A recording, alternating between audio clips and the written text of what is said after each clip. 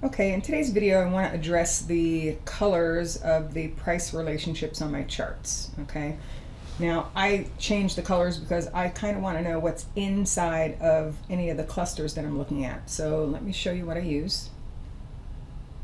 As far as the regular retracements, 236, 382, 50%, 786, I use blue for all of those retracements. Okay, they're not anything that special by themselves, but I do have the 618 retracement pink, okay, because obviously that's a pretty important ratio.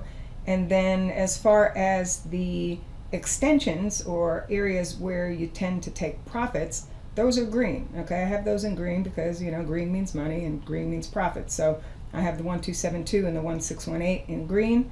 I have the 2618 that comes in on the outside in black.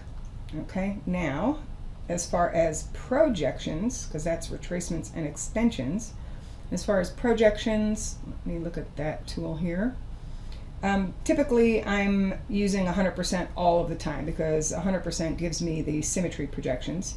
Now if I also add a 1618 projection, okay, this is, I don't know if you'd call that maroon, but that's what the 1618 would be. Okay, it's not the same as the 100% projection, which is red, which is 100%.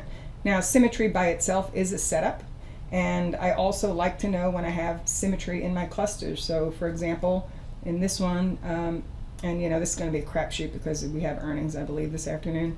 But here, I know that I have symmetry in the projections. I know that I have a 618 within those projections.